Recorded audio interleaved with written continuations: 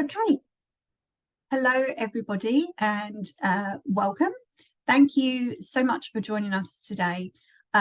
You just joined SheCanCode's live webinar called How to Find Your Seat at the Table as a Female Leader in Tech. I'm your host, Kaylee Batesman, the Content Director at SheCanCode. For those tuning in who aren't familiar with us, SheCanCode is a collaborative community working together to tackle the tech gender gap. You can join our community to find a supportive network of like-minded ladies, new job opportunities, and guidance to help you to excel in your tech career. Now, before I introduce our speakers, please note that we have a live Q&A session running today. So please submit your questions throughout and we will try and get to them at the end. So let's kick off with my three wonderful guests for today. I have Therese Cypher-Plissart, Software Engineer Mission Planning at Outrider, Linda Chan, Principal Agile Delivery Lead at Dunelm, and Carole Noutary, Beyond Printer Director at Domino Printing. Welcome, ladies. Thank you all so much for taking the time to join me today. It's a pleasure to have you all on the panel. We're going to kick off with some background about each of you, if that's okay, to set the scene and to ensure that we have some context for our wonderful audience today. So, Carole, can we start with a little bit about you, please? Sure. Hi, everyone. So my name is Carole Noutary. I'm Beyond Printer Director at Domino Printing Science, and actually started there about 7 months ago. Before then, I actually spent a few years within the biotech industry at Illumina. And before, again, I spent most of my career actually at Fujifilm within the inkjet printing industry. And yeah, I'm originally from France, and yeah, I've been living and working in the UK for many years. Amazing. So only 7 months in, Carole. I take it you're enjoying everything so far. I am. Good. Linda, yourself. Hi everyone, I'm Linda. I'm the Principal Agile Delivery Lead and I work at Dunelm, the home furnishing company in the UK, and I've been working in tech at Dunelm for about 6 years. Prior to this, I worked at News UK, so the publishing for the Times, the Sunday Times and the Sun, and yes, in tech as well. So I guess I've got a lot of different experience. So I started my journey as a BA, and then I slowly moved up and then became in the delivery space. Amazing. It's a very different experience coming from News UK over to Dunelm. So you're going to be a fountain of knowledge today. Therese, yourself. Yes, so my name is Therese. I'm a Belgian American currently living in Colorado and working at Outrider as a software engineer in our planning team. So I graduated from the École Polytechnique de Louvain in Belgium with a master's in mechanical engineering, focusing in robotics and vehicle dynamics. I moved to the US right after graduation when the autonomous driving field was exploding, and I knew I wanted to be a part of it. My first job was with an OEM where I got to research and implement pieces of self-driving technology for cars. And now I work to make yard trucks in logistics centers drive autonomously at Outrider, which I believe is a more realistic application of the technology since it's on private property. Yeah, so a big part of my day is usually spent trying to figure out how we can get our autonomous truck to do moves faster and better. And the rest of my time is spent trying to tame my 2 toddlers at home. Amazing. Yes. So many things you just said. I love every time I speak to somebody from Outrider, you always have such a cool job. And it just always sounds like you must have the most fun day. So we're going to dive in a little bit into your job and all of you a little bit into what you do and the challenges that you faced as a woman in tech. So we're going to we've got so much to discuss today, ladies, so we're going to kick off. Therese, I wanted to start with you a little bit about, can you tell us what challenges have you personally faced as a woman in tech, and how did you overcome them to reach a leadership position? Yeah, so I remember in my previous company feeling like I was too much. And to be fair, I am a lot. I'm an extroverted, tall woman, and that can make, people uncomfortable at times. But I was made to feel I was too much because I noticed things that were not optimal. and I asked why. I provided ideas of alternative, and most of the time the answer was like, not right now. It took so much effort to make small changes. It was a constant battle. And but I learned a lot from this. I learned to be more diplomatic. I learned to be resilient. I got better at reading people and figuring out when or what to speak up for. But most importantly, and that took me a while, but I learned that this was not the right environment for me. And so I left. And now at Outrider, I have a manager who goes out of his way to ask for my opinions and brainstorm ideas. I feel listened to, I feel seen, I feel valued, and I'm growing more and more confident. And I want all of us to kind of seek this environment. So it's okay to leave. We don't always have to fight our way through it. Yes, yes, I completely agree. Finding the environment that is right for you is so important. And how that you felt that way, that you felt that you couldn't be yourself, and being your authentic self at work is so important. Linda, I wanted to ask you about that. You spent, did you say 6 years at News UK, and your time at Dunelm? You must have found your environment a good environment for you in each company. I suppose what I'm wondering is what challenges did you face within certain environments as a woman in tech? Because it sounds like you've been in it for the long run in terms of which companies you've been at. So it was definitely a more male dominant space at News UK. So there were a lot of men in the department, and yes, you would feel like you couldn't speak your mind and you weren't able to bring your views across, and it takes a really big hit to your confidence as well. So being in a different environment like Dunelm has really helped to grow my confidence, and this is something that I've struggled with greatly. So it's really helped working at Dunelm. So having a different culture really helps to be able to be your authentic self and have your own voice when you're talking to your peers. Yes, definitely. And we are a big advocate for that at SheCanCode, being your authentic self at work. And if you're not happy somewhere, or you find that you can't come across as your authentic self, it is time to leave or to find a different environment. Carole, yourself, you've only been at Domino Printing 7 months, but in previous jobs that you've been at, what kind of challenges would you say that you have faced so far as a woman in tech? I think, to me, when I look back through my career, I think I was very lucky that very early on in my career, so straight after my PhD, actually, I spent a few years in Japan in postdoc positions. And I think this experience really actually helped, set me on a path where I didn't let gender define who I am or what I can achieve professionally, simply because there were so many other things that made me stand out in that environment, right? So even though it was a very male-dominated environment, there were so many other things beyond, physical genetic attributes that make us, who we are and unique, or personality traits, or all of those things. So I think from then on, I never really saw gender as something that was really relevant, and I think it helped me kind of make possibly kind of courageous choices throughout my career, whether it's going to live in different countries and cultures, embracing new technologies, moving to different industries, or even more recently, actually completely, evolving in a totally different engineering disciplines, because I originally have a chemistry background. So yeah, as I said, I think this experience really helped me to kind of, find the courage to kind of, get myself, out of my comfort zone and grow and learn.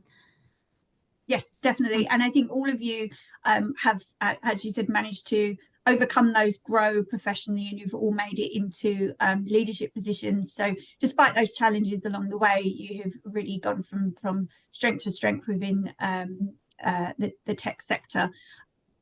But Carole, I wanted to stay with you and just ask you a little bit about how can companies create a more inclusive culture that fosters the growth and development of female tech professionals. Do you think there's anything that companies can really do to foster an inclusive culture? I think to me, it really comes down to, purposeful leadership. I think, promoting, inclusion and diversity cannot be something that just HR does, right? And, HR, of course, can facilitate it and drive it. But I think, the change needs to be driven from the top of the organization and really needs to be embedded in leadership values.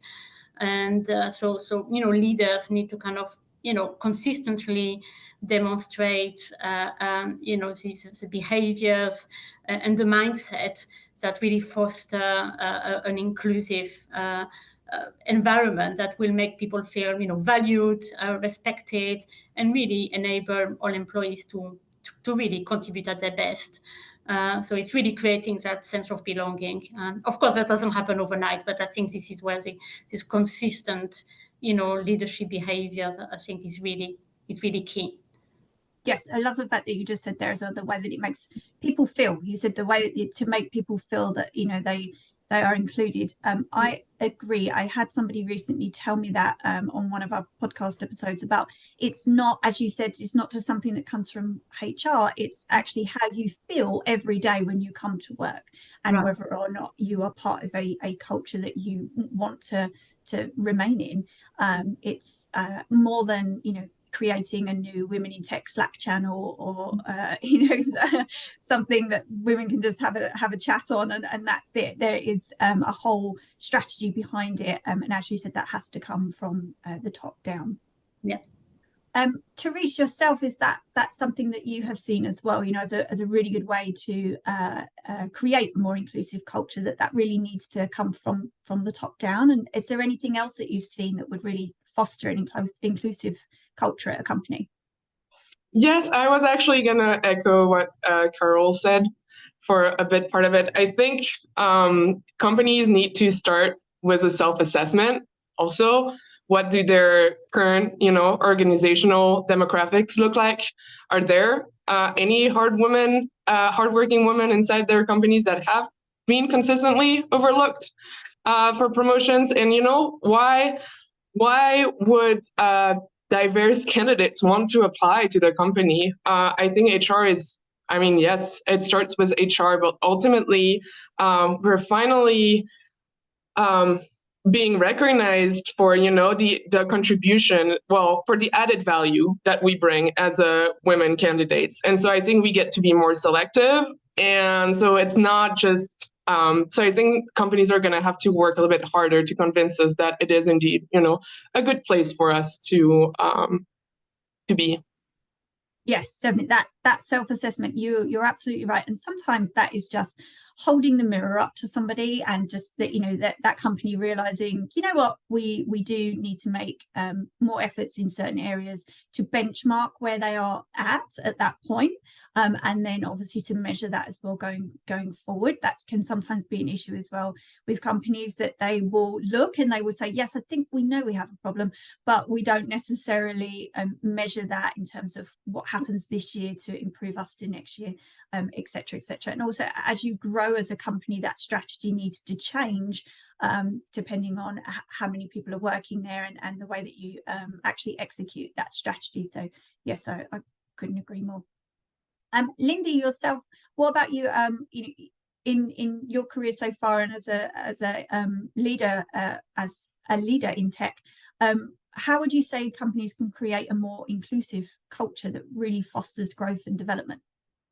I think particularly at Dunelm, it's a very inclusive culture. So I guess culture is something really difficult to nail down, because it's something that's invisible and it just happens, and it's an experience that we all share together.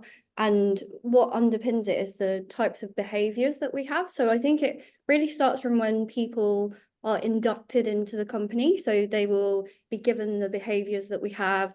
We also focus a lot on language as well. So a few years ago, we made a major step change where we wanted to stop calling people staff, and we changed everybody. Everybody is a peer, a colleague, or we are people. So we also don't refer to people as resource as well, because that's the kind of language that we want to have.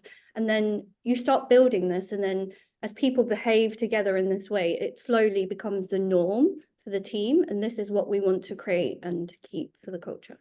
Yes, and you are right. It's those tiny tweaks. That tiny tweak of not calling somebody staff would actually have a ripple effect throughout your entire workforce, and really make a difference. But they are tiny things, and you are so right. From the first day, I feel like sometimes you can pick up bad habits off of each other. So if it's not from the first day and those behaviors are not learned from the first day, then you are right. You know, you can pick up bad habits that keep going, and then, you know, it's far more difficult to change that culture, and to ensure that that language is there from the start, definitely.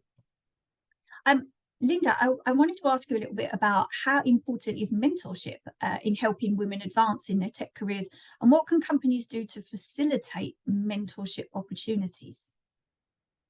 I think for me, mentorship's been incredibly important. It's someone to champion you, to advocate you, to help you with your confidence, help you with your skills development, help you think about what do I want to do next? Because obviously they hold all this prior experience and they can offer you insight. So I really feel like having a mentor is like having a Yoda to guide you through your challenges and any problems you might be facing. They have the experience to tell you, oh, well, I face this problem and this is how I would handle it. What do you think? So I think it's incredibly important. And lots of companies have lots of mentorship programs, usually from very senior stakeholders. And it's very hard to get onto those programs because they usually only intake 1 or 2 people. So I guess my key advice would be to seek somebody that you feel like has quite a lot of experience that you could benefit from, and then just see if they will mentor you instead of maybe going for the program and the subscription is really high. So I would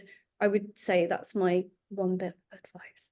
Yes, I agree. And would you also seek people internally and externally? Is that something that you've done in the past? Because you get more of a, I suppose, a range of advice then, I suppose, than just people within your own company. Definitely, because I think the thing that's lacking is having female mentorship. So there are very few leaders at the top or within certain companies. So it's very difficult to be able to have that peer-to-peer support that's a female. So sometimes you will seek guidance outside. Yeah, definitely. Yeah, I agree. Therese, what about yourself in terms, excuse me, in terms of mentorship? Yeah, I mean, you know, working in tech is a lot of fun. Being the only woman or one of a few, if we were lucky, in the room, that can be exhausting. So yeah, I agree. Having people around us that share similar experiences, it's a game changer. You know, a place where you don't have to overthink, where you can share, where you can lift each other up, and, you know, where there's not too much testosterone is very nice. So I would agree with that. I think also that mentorship can take a lot of different forms, and it doesn't need to be exclusive. I think I have a lot of different mentors in my life for different aspects of my life. You know, women I look up to for different reasons, and I think, I think they're just a great addition to my life. Yes, definitely. And you said there as well, mentors can take different forms, and you are right, they don't have to be just in your professional life. And also the way that you use mentorship. Somebody told me recently about reverse mentorship, and actually the mentors can learn from the mentees, and vice versa. So there are lots of ways to think about mentorship, and it's not necessarily just spending an hour with somebody and having a cup of coffee and maybe not getting much out of that relationship. You are right, there are lots of different ways, and I think you would agree that it was best to try and pick lots of different avenues and lots of different mentors as well, instead of thinking, yep, I've got my one, I've ticked that off my list, I've got my one mentor, but you take lots from different relationships. Carole, what about yourself? How important do you think mentorship is in helping women advance in their careers, and what more can companies do? Yeah, I definitely think it can be a very effective approach to help, you know, women grow into leadership positions within organizations. I think I've certainly found it really extremely helpful in my career to have like a safe place to kind of, you know, have open up about, you know, my aspirations, the challenges I face to achieve my goals.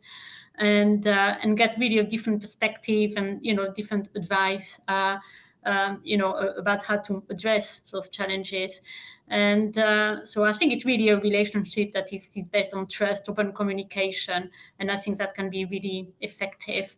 The one thing I would say is that, I've learned a lot from men mentors, as well. So I don't think we should kind of constrain ourselves is thinking, I think it's great to have, women mentors because, clearly we can relate a little bit more. But I also think having men mentors is can also be very constructive. And, I think the key is to have the diversity of input and perspective.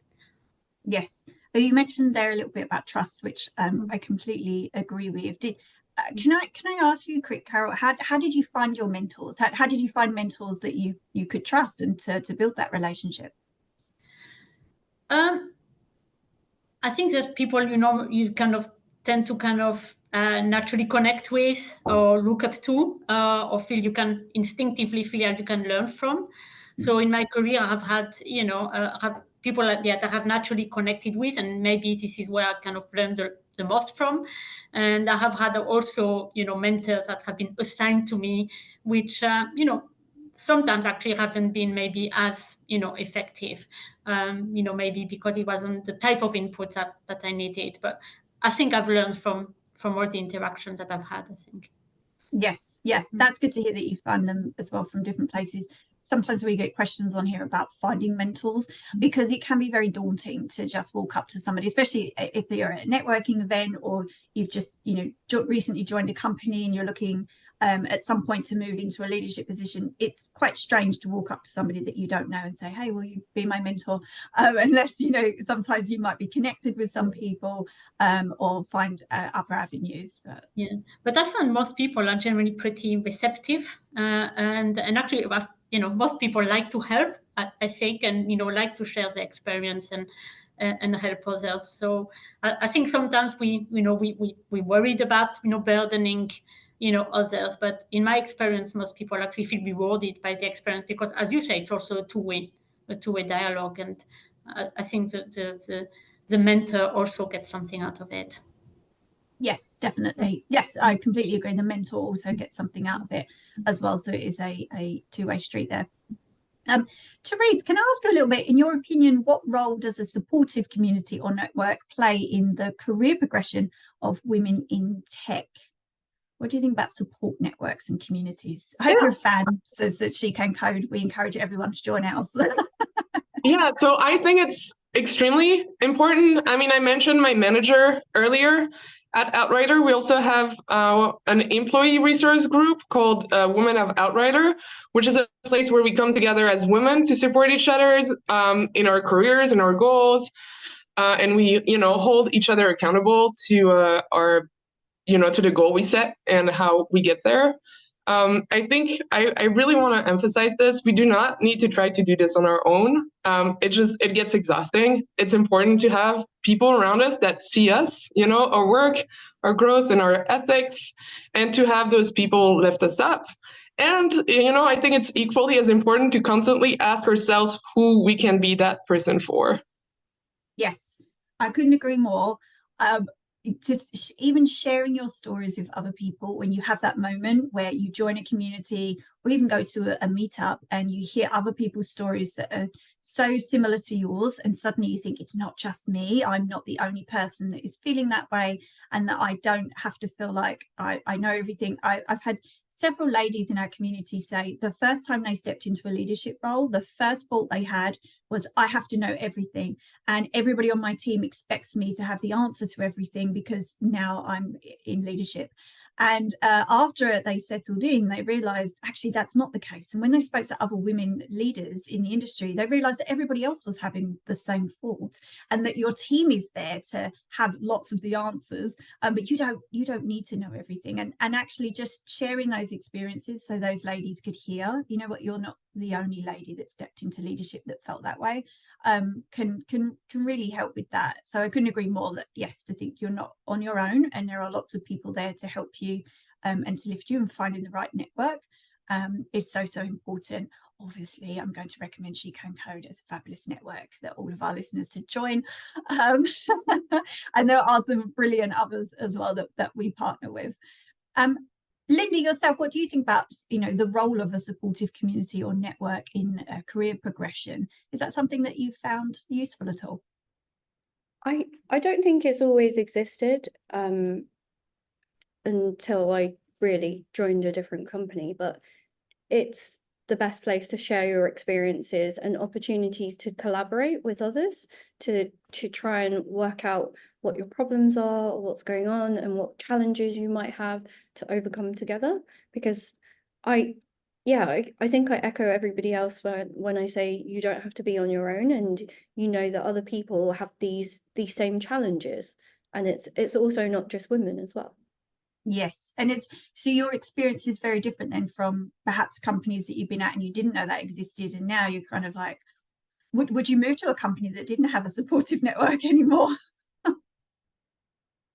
It might be something to ask in an interview now, because now you know they exist, and might be a different experience. Carole, what about yourself? Have you found supportive communities useful to yourself? What kind of role has that played in your career progression? Yeah, maybe those type of communities were not so prevalent, in the early phases of my career. But I do think they can play a really important part. I think for me, what I found fascinating is to kind of discover all the different backgrounds and journeys that, different people had to maybe reach a similar place. And I think that can be really inspiring and motivating to say, well, okay, we all have our own path to kind of achieve our goal. And so for example, some people might be surprised, right, to hear that I've got a chemistry background, and I spent most of my, or almost all my career, right, in chemistry and materials roles, and now I've got a seat at the table as a female leader within software engineering environment. So and I hope this in terms, inspire other women to kind of, be open-minded about the opportunities and the ambitions, that they can embrace. Yes, I love that you mentioned that. So many of our ladies in the SheCanCode community are career switchers. And for so many to hear all of the different backgrounds, and that you have a very different background coming into tech, you still came in, you still got a seat at the table, you've still been successful. And the more that people share that you don't have to have a traditional, just graduated with a computer science degree and I've gone straight into the tech industry and that is the only path in, the more people will transition into the tech industry. And we get asked so many questions on our live webinars from ladies that are 15, 20 years into their careers, and they always ask us on here, is it too late to move into tech? And I've had a completely different background. Is it too late to retrain and move into the tech industry? And obviously we always say no, it's never too late. But the more that we hear about your stories, because you mentioned similar journeys, but also just hearing that people have really different journeys can really help as well, for somebody to think, what, actually I can retrain and I can still be really successful at the same time. Carole, I just wanted to stay with you a bit, and I wanted to ask you, do you see opportunities for increased collaboration between tech companies and educational institutions to encourage more women to pursue their career in technologies? Yeah, absolutely. I think if women in during in their education phase can have visibility of women leaders thriving and fulfilling their potential in the tech industry, I really think that's gonna give them the incentive to kind of pursue educational path in that area. So I do think there is a real opportunity there to make sure we encourage people to kind of get on that journey and believe that there is something good at the end of it within the tech industry for women. Yes, and that all goes back to what we just mentioned about sharing our stories and role models, just remembering to go back into schools and to have that opportunity to work with schools and to be visible because sometimes, you know, people just don't know that those roles are available. Girls in school don't necessarily know that those types of roles are available.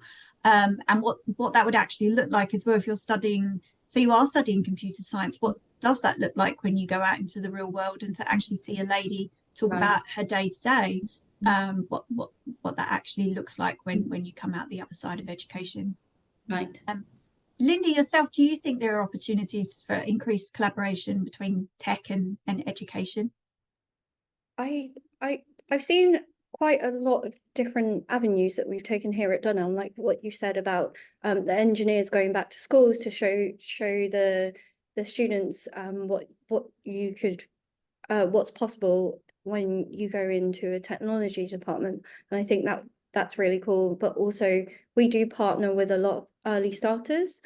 We partner with Code First Girls, so we will take on a lot of people into engineering, and then we take on a lot of graduates in different tech roles as well. So to try and help build their confidence and see if this is a career for them, so they can get some experience and some knowledge of what it's all about and demystify it a little bit. Yes, definitely. Would you have loved that? I mean, did you know that your role was going to be like your role, or would it have been so valuable, wouldn't it, for somebody to show you around, actually, this is what it is like working in a tech department? Nobody would, I never would have guessed that I would have ended up in technology, because as a student, I did study psychology and computing, but then when I left, I didn't know what I wanted to do or where I would be. So I just fell into it, I guess. Yes, I hear that so often. Fell into it. It's nice that you end up here eventually. But you are right. If somebody had shown you around or just shown you that those roles are available. I know obviously roles in technology, they change so often. But just to even show that, you know, certain roles exist and that that you could go into them and be successful can be so valuable for young people to even know that they exist. Therese, yourself, do you see opportunities for collaboration between tech companies and education? Yeah, I've been on both sides. I think in engineering school, I just remember getting so many signals and microaggressions that I didn't belong there. The classic, you're going to be the one taking notes in group projects because how else are you going to contribute as a woman? And I think it would have been good then to have, companies reach out and be like, you do belong, and we need you to prosper. We need you for a new perspective. But also, now that I'm on the other end, I also realize that it's our best bet at recruiting early. We have open positions where we get like less than 5% female applicants. It's just going to be so hard for us to find the right women to join our companies. And so yes, I think we need to invest in directly in women fresh out of school or in school. Definitely, I agree, starting from young and just as we said before, just even showing people what your day-to-day is like, and then if they do take a different route or they stay even within STEM, then fair enough. But sometimes you don't know. A lot of young people as well. There is a discussion about what you actually see. You can't be it if you can't see it, and sometimes if you don't have people coming in talking to you, or you don't get that tour of an office, or you don't see it on TV, you kind of you see certain things on TV, and young people tend to come out with different careers that they've seen as parts of shows that they've seen, and not necessarily tech careers. There should be more of that. I remember thinking that as a child I wanted to be a news correspondent because she was always on the news, and that's what you see and that's what you want to be. So yeah, we don't always get that in technology, so it can be quite difficult to encourage young girls to think of careers in tech in the first place. Linda, I wanted to ask you, what advice do you have for women aspiring to leadership roles in technology, and how can they navigate their career paths effectively? I think what we spoke about before is super important. So having a mentor or several mentors throughout your journey, and then maybe somebody who can coach you into finding out what you actually like doing, what you don't like doing, and then focusing on yourself. So thinking about what your goals are, what you want to do, seeking out these leadership roles, what skills are you missing, what are your aspirations, and then prioritizing your self-learning so you can make sure that you're focused on what you want to achieve. But I guess having the networking and building relationships is very important, like internally and externally. But the biggest one for me is confidence, like building your confidence, because I could never have done something like this 2 years ago. Yes, I agree. I completely, and that communities and networks can really help with that confidence as well. And that just identifying which skills you're missing. You are absolutely right. You can so get bogged down in your day-to-day as well, and you're just kind of moving forward, and before you know it, you're at the end of the year and you're not quite sure what happened that year, but you think something good happened, but you don't know if you've moved forward at all. And definitely, whether or not you've worked on yourself and professional development. But a lot of things happen that year, but you're not quite sure what. So a community can sometimes help to almost bring you above everything else and to figure out your leadership journey and what you want it to look like and to achieve it. Completely great. It's brilliant advice. Carole, yourself, what advice would you give for women who are aspiring to leadership roles in tech? I think for me, my key piece of advice would be to be yourself and really believe in your own way of doing things if it works for you. I think it's easy to fall into the trap of trying to emulate other leaders and to think that's going to be the route to success. But also, I've learned a lot from many other people during my career. Their approach may not be, right for me, or may not, it may not kind of, align with my natural kind of way of doing things, and therefore may not be as effective for me. So I think it's important to kind of learn from others, mentoring programs, all of those things. But it's also important to stay true to our own style and our own way of doing things, and again, be your authentic self. I think that's key to kind of achieve our goals. I agree. Emulating other people, and normally that your technique, your leadership technique, you probably picked up from other men that were your managers as well. So your style is going to be very different, and that doesn't mean that it's wrong. It just means that it's different. It's just different to what you've been used to, and actually you can use that as an advantage. And that being a female leader, it's very different, and that is something that your company is really looking for you to lean into. So yeah, definitely brilliant advice. Therese, yourself, do you have any advice for women aspiring to leadership roles?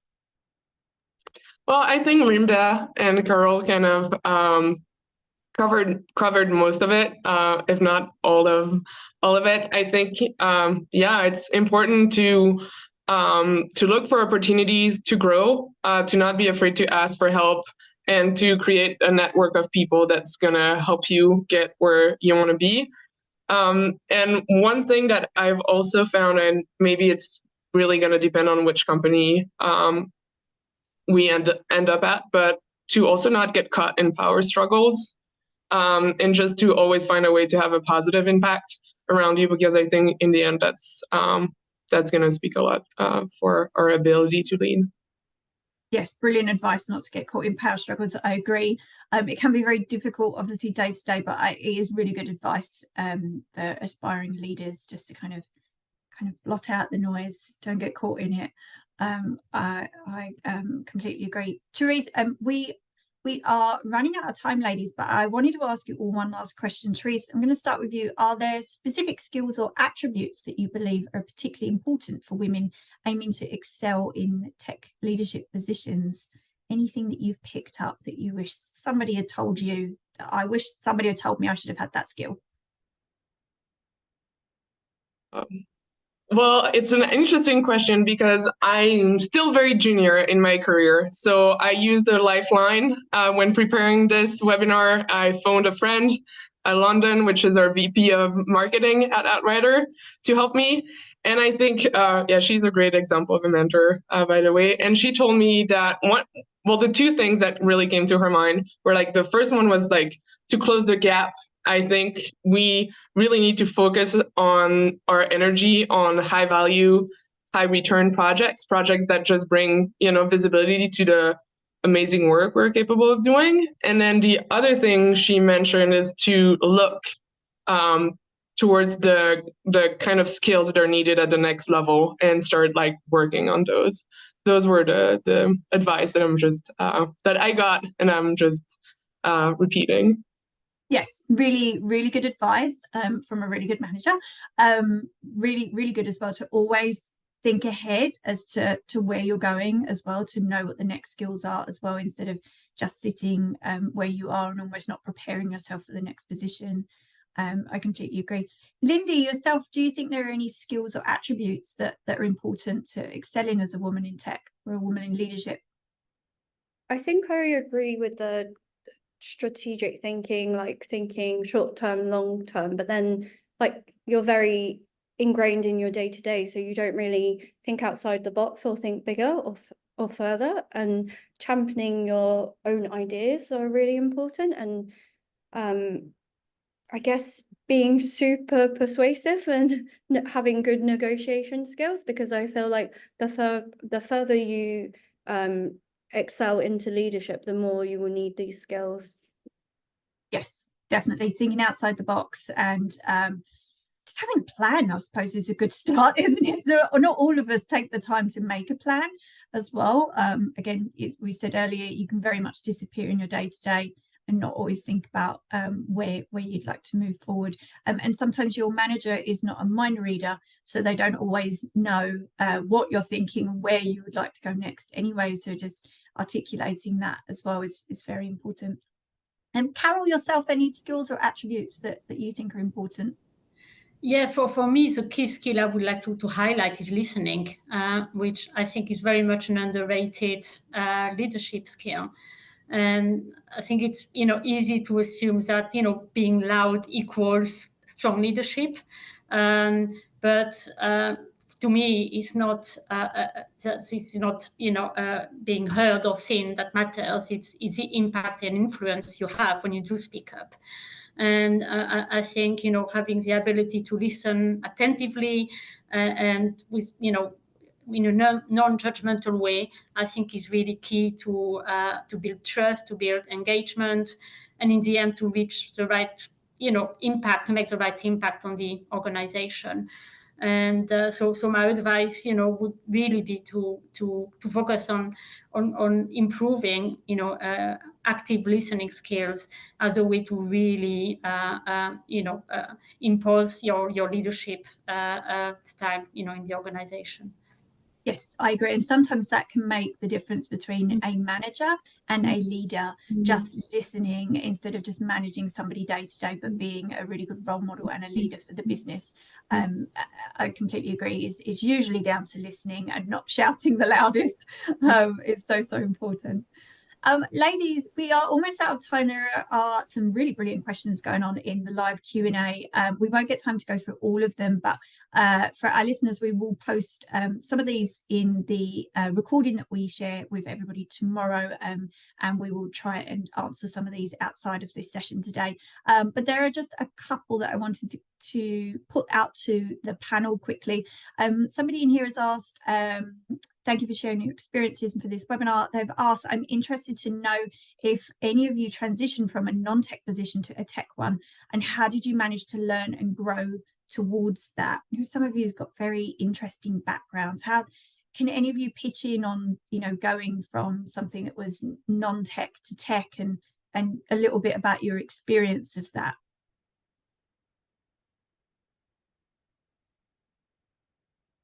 Brave enough to pitch in.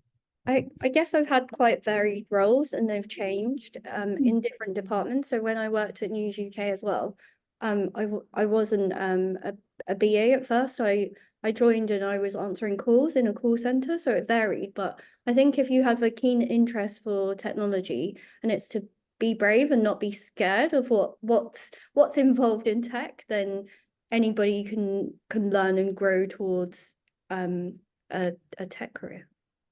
Yes, I completely agree. Just being brave, and also I suppose having confidence in your own skills as well. You know, if you learn those new skills and you're confident enough to move forward and give something a go, even if sometimes you don't tick all of those boxes on that job opportunity, just giving something a go and moving forward can really change the course of your career. And that ties into a question I can see here about imposter syndrome, which comes up so often in our talks. And somebody has asked, I wanted to ask how you address imposter syndrome or self-doubt. I tend to doubt myself and question whether I'm doing okay. I take it, ladies, this is all something that you've all felt before. Is that true? How did you all deal with that?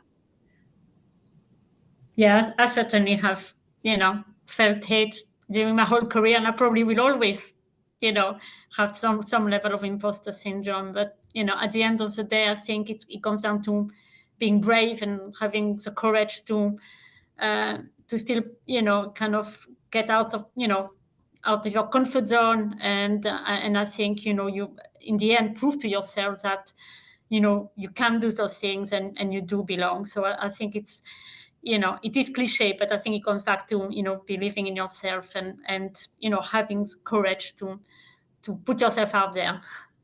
Yes, I completely agree. Just believing in yourself and putting yourself out there. I've got one last question, ladies, because I can see it here and I really want to know the answer to it. Somebody has said, I really want to get ahead in my career, but I have a busy personal life. I have 4 kids, hobbies, constantly learning. Do you have any advice on how you juggle career aspirations and personal commitments? Does anybody have any advice on how you juggle being a woman in leadership and having, your career as well?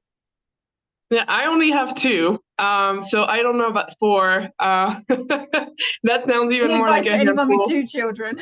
How do you do it? Yeah, that's all I have. I think honestly, it's hard. It really is hard. I think it all comes down to having a supportive network and people that truly understand your added value. And I think, that's really coming from a mother. I wake up early and I find 30 minutes to myself, because having to work out or to read or to just not have to take care of the housework or my pets is that, to me, that has given me an extra amount of energy that is really invaluable. So I would say, if you can find time for yourself, even if that means waking up a bit early, I would do that. And otherwise, just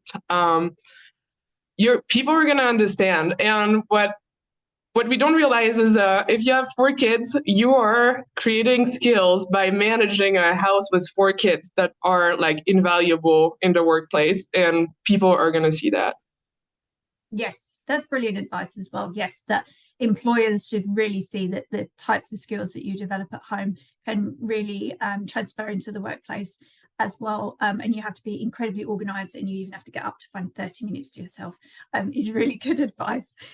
Ladies, we're already out of time. I could talk to you for another 2 hours on this topic, but we are already out of time. So thank you to Linda, Carole and Therese. Thank you so much for taking the time out of your busy days. I know you have super busy days at brilliant companies who are all looking to diversify their workforces as well. So thank you so much for taking the time to join me today. Thank you. Thank you. And to everybody listening, thank you as always for joining us. We will share this recording on SheCanCode.io tomorrow, along with some more answers from the Q&A. And we hope to see you again on the next one. Please do sign up to our community when you visit SheCanCode.io, and check out our corporate ambassadors as well, who are doing amazing things. So thank you to everybody that joined, and we look forward to seeing you on the next one. Thank you, everyone. Bye.